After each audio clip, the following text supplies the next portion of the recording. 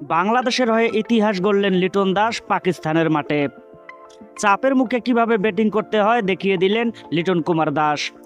২৭ মাস পরে লিটনের ব্যাটে সেঞ্চুরি, ফেসবুকে স্ট্যাটাস দিয়ে যা বললেন লিটনের স্ত্রী সঞ্চিতা। রাওয়ালপিন্ডি সাক্ষী হলো ঘুরে দাঁড়ানোর অবিশ্বাস্য এক গল্পের, হার না মানা এক লড়াকুর লড়াইয়ের। ২৬ রানে ৬ উইকেট হারিয়ে দুঃস্বপ্নের মতো শুরুর পর ধ্বংসস্তূপে দাঁড়িয়ে মেহেদী হাসান মিরাজের সঙ্গে নিয়ে রেকর্ড জুটি গড়েন লিটন দাস। সেঞ্চুরির আশা জাগিয়ে মিরাজ ফিরে গেল, ৩ অঙ্কের ম্যাজিক ফিগার স্পর্শ করলেন উইকেটরক্ষক এই ব্যাটার।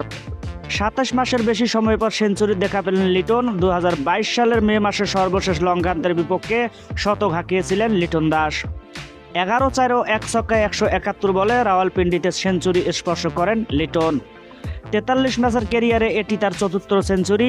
লিটনের ব্যাটে সেঞ্চুরি হাসি ফোটাতেই নিজের ফেসবুক অ্যাকাউন্ট থেকে একটি পোস্ট করেন তার স্ত্রী দেবশ্রী বিশ্বাস সঞ্চিতা। ২০২৩ সালের নভেম্বরে লিটন সঞ্চিতার কোল জুড়ে এসেছে কন্যা সন্তান। এতদিন পর মেয়েকে প্রকাশ্যে আনলেন এই দম্পতি। মেয়ের সঙ্গে লিটনের একটি ছবি শেয়ার করে লিখেছেন, অভিনন্দন আনায়রার বাবা, আমরা তোমাকে অনেক ভালোবাসি। ক্যারিয়ারে খারাপ সময়ে মুখোমুখি অনেকবার হতে হয়েছে লিটনকে। সব সময় স্বামীর পাশে ছায়া হয়েছিলেন তার স্ত্রী সঞ্চিতা। টাইগার উইকেটরক্ষক এই ব্যাটার নিজেও জানিয়েছেন সে কথা। ২৬ রানে দলের ৫ উইকেট পতনের পর ক্রিজে এসেছিলেন লিটন। দলের সামনে তখন নিজেদের ইতিহাসে সর্বনিম্ন রানে অল আউট হওয়ার ভয়ে।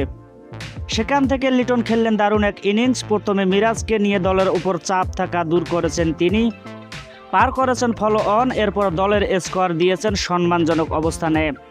লিটনকে যোগ্য সঙ্গ দিয়েছেন মেহেদী হাসান মিরাজ। ৭৮ রান করে ফিরে গেল, দলকে দেখিয়েছেন পথ। লিটন মাঝে স্ক্যাম্পে পড়লেও ঠিকই উঠে দাঁড়িয়ে খেলেছেন, পেয়েছেন সেঞ্চুরিও। বাংলাদেশ এখন পর্যন্ত কক্ষপথে আছে তার ওই দারুণ শতকের সুবাদেই।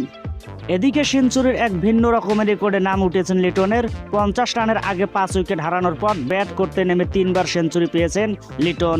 এমন কীর্তি নেই আর কারোরই। এছাড়া মিরাজের সঙ্গে ১৬৫ রানের জুটিতে বিশ্ব রেকর্ড করেছেন লিটন কুমার দাস। এর আগে ৫০ রানের কমে ৬ উইকেট হারানোর পর ৭ম উইকেটের সর্বোচ্চ জুটিটা ছিল ১১৫ রানের।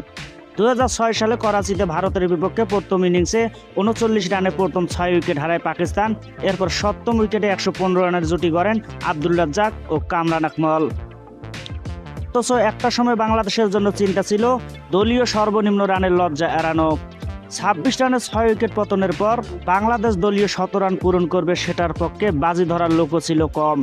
কিন্তু লিটন দাসের ১০০ রান, মেহেদী হাসান মিরাজের ৭৮ রান আর হাসান মাহমুদের ধৈর্যশীল ব্যাটিং বাংলাদেশের স্কোর পার করায় ২৫০। শেষ পর্যন্ত বাংলাদেশে থেমেছে ২৬২ রানে। পাকিস্তানের চেয়ে প্রথম ইনিংসে পিছিয়ে আছেন ১২ রানে।